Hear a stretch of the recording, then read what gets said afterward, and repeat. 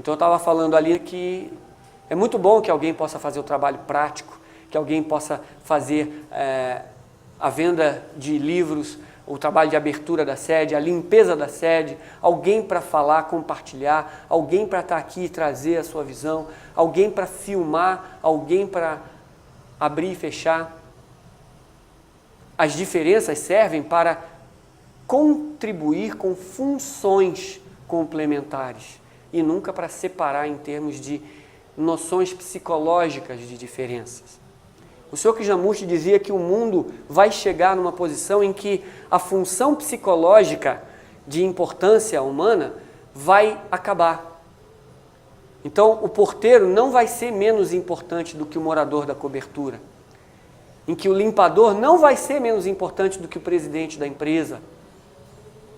Ele vai ser respeitado e valorizado porque ele tem uma característica, é sagrada também, e ele pode contribuir com o seu trabalho para o todo andar de uma maneira boa. Nós, humanos, é que colocamos valores psicológicos nas funções. Mas as nossas diferenças podem ser não apenas, mas podem ser somente diferenciações de funções dentro da sociedade. Sagradas, valorizadas e respeitadas como todas devem e podem ser. Então, a partir de hoje, que eu considere a lavadora, o porteiro, o manobrista, o presidente, com a mesma equanimidade, com a mesma serenidade, a mesma importância, reverência do seu valor intrínseco sagrado, seu valor humano sagrado. O estágio em que ele está, o papel que ele faz, não tem a menor importância. O sagrado dentro dele tem toda a importância. E assim desviaremos também o nosso olhar dos valores psicológicos que a humanidade impôs para julgar quem é mais ou menos sucedido na vida, quem é mais ou menos importante e assim por diante. E a visão desses seres também contribuem com mais um pensamentozinho que eu queria colocar, que resume, vamos dizer assim, a visão daquele que tem uma perspectiva da unidade da vida ante toda a natureza sagrada de qualquer ser, de qualquer indivíduo, de qualquer forma vivente nessa vida. Da perspectiva da unidade da vida, alguém queria saber como se tornar um irmão de uma fraternidade genuína, de como se transformar numa pessoa iluminada, de como chegar a esse estágio de percepção da vida. E esse ser respondeu a essa pessoa da seguinte maneira: grandes irmãos mais velhos sereis, se o quiserdes,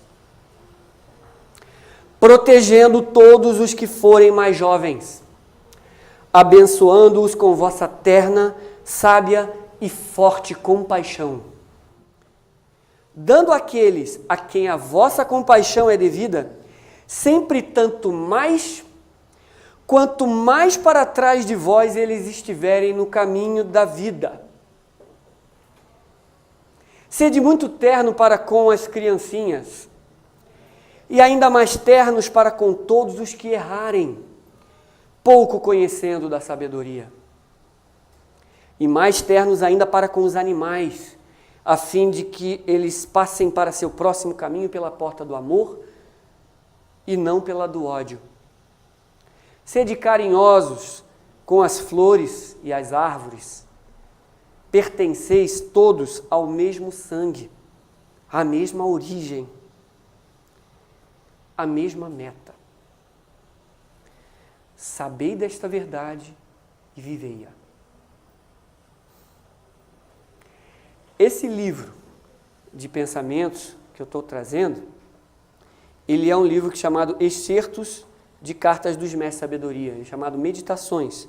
Numa edição bem antiga, ele está nessa coleção teosófica Vida Una, mas nós temos disponível aqui na nossa livraria, numa nova edição, muito bem compiladinha, e que é uma inspiração sem limites para cada dia do ano nós abrirmos em um mês específico e termos uma qualidade para meditar, e naquele dia um pensamento desse quilate para nos auxiliar e sairmos para a nossa vida diária com uma nova perspectiva ante as diferenças, as formas diferentes de vida, as consciências que não compartilham exatamente com os mesmos valores ou opiniões que os nossos.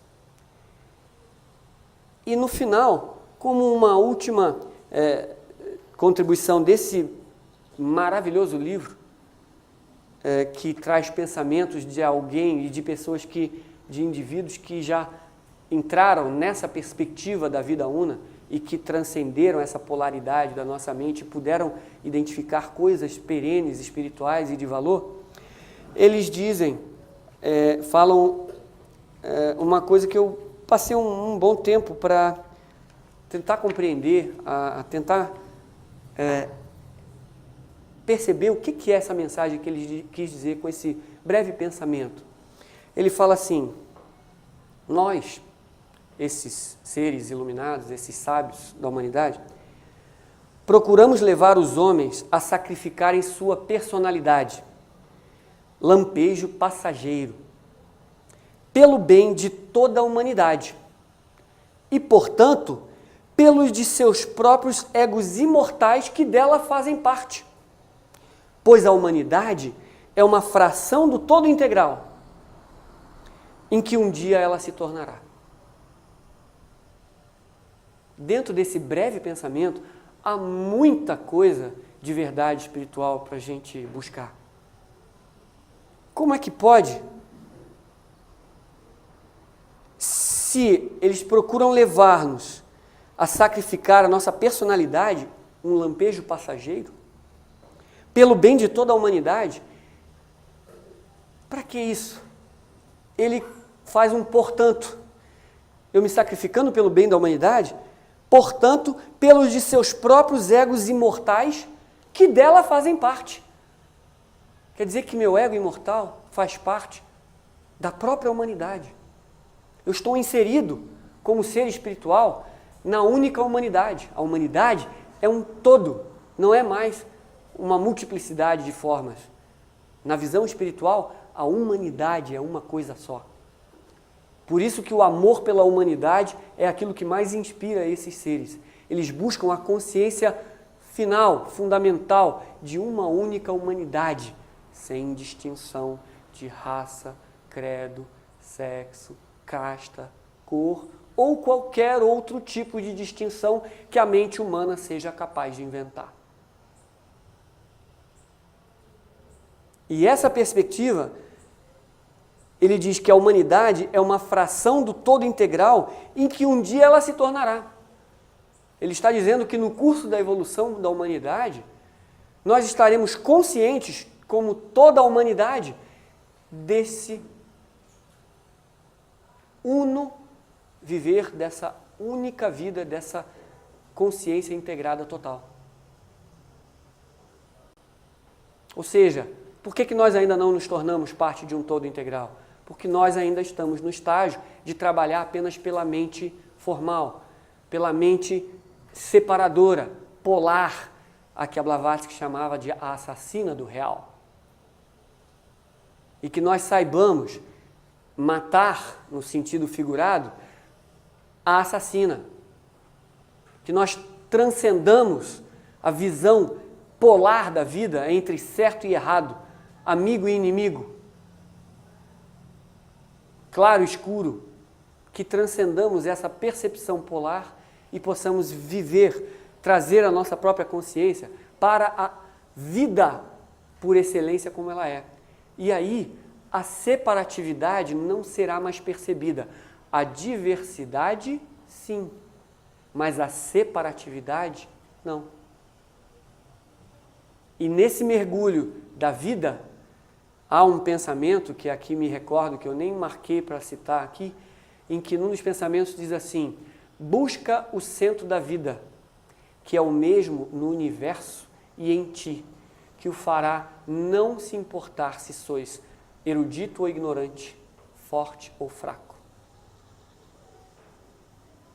Eles nos dizem que se buscarmos o centro da vida, que é o mesmo no universo e em ti, se focarmos a nossa consciência, transcendermos a aparente separatividade e mergulharmos na essência humana e buscarmos o amor pela humanidade como um todo, em que todos serão nossos instrutores, em que todos serão pessoas que nós podemos aprender, em que todos serão pessoas que nós poderemos ajudar e todas as pessoas poderão ser companheiros da grande e sagrada jornada, poderemos conviver com uma perspectiva totalmente diferente.